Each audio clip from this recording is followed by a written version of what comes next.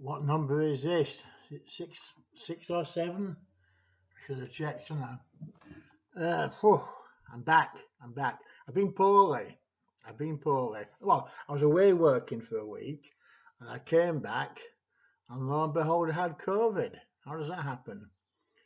So if I get a bit short of breath or I go into a coughing spasm, just bear with me, all right? So, this is me, Goose Kitchen, aka David Kitchen, recording a message and a video for his grandkids. And we'd got as far as the early 1980s, where our little family, which at that time was just our Emma, and my wife Elaine and me, were living in Cardiff and trying our best to survive on fresh air for a very long period of time. Yeah, and I was, I thought, sorry, no, this is no way of living, working all these hours, putting all this effort in, all that responsibility, and at the end of the day, being totally skint and getting by on fresh air. I did smoke though, so yeah, it wasn't good. It was, and one day I was looking through a nursing magazine, and I saw a job advertised in Bermuda. Well, I saw two. One was Bahamas. I didn't get that job.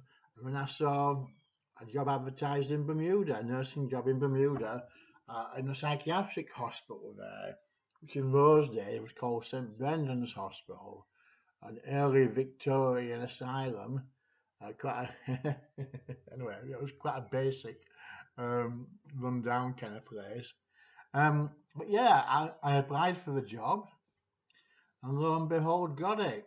And I said, right, we're going to do it. So I sold literally everything I owned. I sold everything. And I bought the air tickets, and we kind of literally set off with not a penny in the world and went to Bermuda. We caught a flight from Heathrow. I was wearing a suit I got married in. Emma was poorly all over my suit. That was my first ever time in an airplane. I didn't even dare eat or drink in case we got charged for it, which of course we wouldn't have done. Anyway, we flew to Bermuda by British Airways. Half a journey I was covered in Emma's poorliness, and we came flying into the island. When you approach Bermuda from the sky, obviously, on an airplane, you wonder how on earth is this airplane going to land on that tiny, tiny strip of land down there. And it comes in, and somehow it manages it. And I don't think I'll ever get over the shock of just how astoundingly beautiful the place was. When the doors of the airplane opened and we looked out, it was well, all stuff about the Caribbean being nice. Yeah, I'm sure it's true. Bermuda is off the scale. It is breathtaking. If you ever get a chance to go, give it a shot, yeah? But it's also one of these places that, tries to keep the riffraff, like me, out by making sure it's so expensive that no bugger like me can go there. But I did go there, and we were there for just short of 3 years, from December 1982, and we came back August 5th, Ruby's birthday, 1985, and we lived in 4 different houses, and we had a marvellous time. I remember the first night we were in Bermuda, I was sat down with Len. We're in a house called Pirate's Watch, which overlooked a village called Flats, that's Flatts, Flats Village. And I remember kind of sat there with Lynn and say, Lynn, this reminds me of being in a hot air balloon when they release all the kind of ropes that tie you down and things take off. It takes off. I remember saying that. That's how it felt. It felt like all the constraints on having a nice life that had been cut, and we were taken off. And in many respects, that was true. We had a fantastic time. Um, yeah, and I worked damn hard. I really did work damn hard, and the conditions there were very basic and overcrowded, and there's no glass in the windows half the time. There were cockroaches the size of cigarette packets everywhere, and rats, and it was it was an awful kind of victim. Well, not. It was just they didn't really care for the mentally ill or learning disabled, and it wasn't a very high status job, but they had to have someone doing it, and that happened to be me and people like me for the most part. But when we weren't working, we rode about on mopeds with the kids on the back, and we spent time at the beach, and we lived, a really nice kind of life. I doubt if Emma will remember it now, but she has to know that the first, 3 out of the first 4 years of her life were spent in an absolute paradise. We had one house called Harbour Vista, which overlooked the harbour. It was an eight-bedroomed house with a driveway. It took 10 minutes to walk up. We had our own gardener. Can you imagine that? We didn't pay for them, the hospital paid. And a wonderful garden, enormous garden. And a friend of ours kind of took over one half of the house. We kind of sublet. Anyway, but essentially, it was incredible. Then we had, it was 2 other houses that weren't so nice, but were still okay. And we had 3 years, just short of 3 years there.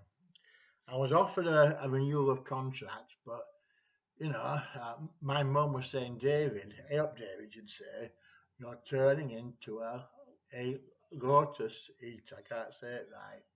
By which she meant that I was having a very kind of nice life, but I wasn't achieving a lot. She felt I had to get back to the real world and do a bit of suffering and start achieving more. Yeah. She had a point. We had friends where the husband drank enormous amounts of Budweiser beer, and he was creating a giant sculpture in the garden out of empty beer cans.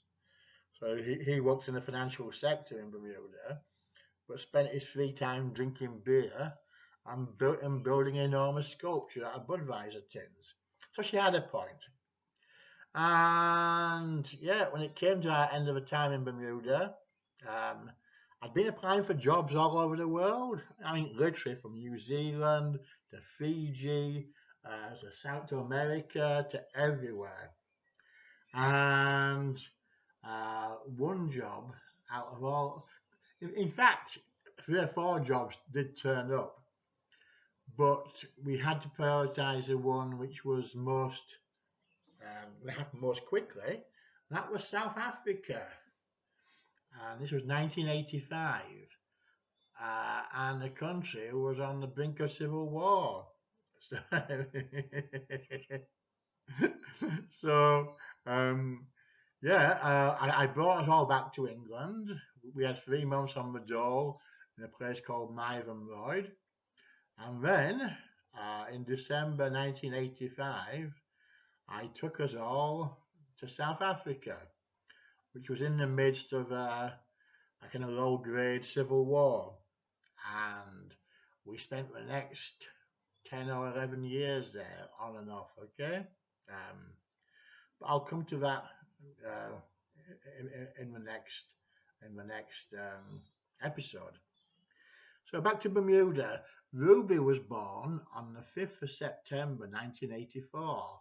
1 year before we left the island, she was born when we lived in Harbour Vista, and Lynn's mum, Winnie, was there, and yeah, was helping out when Lynn was having Ruby. Yeah, yeah.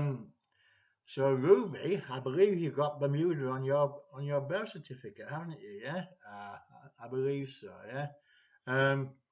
But anyway, it was a big argument about your name. Because I was a bit cuckoo in those days, as I still am today in many respects. And I said, uh, if, well, I said, boy or girl, I was going to call you Bojangles. There's a song called Bojangles by a country and western guy, but recorded by all sorts of people, yeah? And I love that song because it reminded me so much of my dad with his, his various, um, Punch and Judy and magic and dancing and all the rest of it. But anyway, so I remember having a conversation and telling my mother-in-law, Winnie, well, she was a grand, it gets complicated, but anyway, telling Winnie, we're going to call you Bojangles.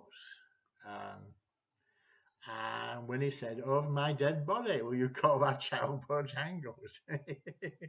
And she meant it, I think, because Winnie was quite a tough character. A great woman, but quite a tough character, yeah? And we compromised. I wasn't allowed to call you Bojangles, but I was allowed to call you Bojana. And it couldn't be your first name, but it could be your middle name, yeah? She did agree to me. I mean, imagine this. I haven't ever been told what to do in my life before, I don't think. But she said she would allow me to call you Ruby. And you know this story, Ruby, but it was after the song, Ruby Tuesday, wasn't it, love, yeah? Yeah, a beautiful song, and I'm so happy I chose that name, actually, yeah? It is an absolutely lovely song, and it was a very nice time, okay? It was a very nice time indeed. All right, so there we were. We'd escaped from mucky old Cardiff in the rain and cold and had no money. We had 3 years, or just short of 3 years in paradise in Bermuda. And somewhere deep in the onion of your memories, Emma and Ruby, there were some very nice impressions about your early lives in that place, yeah? And then reality hit. At the end of 3 years, we had to go somewhere else. We came back to England, and for a scary time, it felt like all this nice stuff was over. And my parents were giving me a lot of pressure, quite understandably, about settling down and working hard in England. But no, I said no. I want to go to South Africa. I want something different, yeah. Which I know you don't like it, Emma and Ruby, but I think you've no idea how fortunate you were that you had those chances.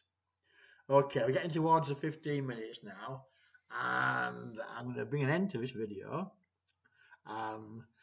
So, you know all about Bermuda, yeah? So I'll leave you with that image of me standing at the airplane doors as it opened, covered in Emma's vomit, baby Emma's vomit, of my kind of wedding suit, and looking out over this absolutely breathtaking scene, the turquoises and the blues and the what's the word there? The pastel shades of the house. I mean, it was incredible. Anyway, so I'll leave that scene with you, okay? If you get a chance to go and visit that island, do so, okay? You might have to rob a bank. I'm stammering. You might have to rob a bank first, because it costs an absolute fortune to go for a holiday there. Anyway, I've come to an end of this video. Okay, grandkids. You're hearing it from the expert. You're hearing it from the horse's mouth. Believe me, don't believe what your mums tell you. I'm the one that knows. Believe in your granddad. Believe in his account. And, behave yourselves. Be good. All right? Bye now. Cheerio. Bye.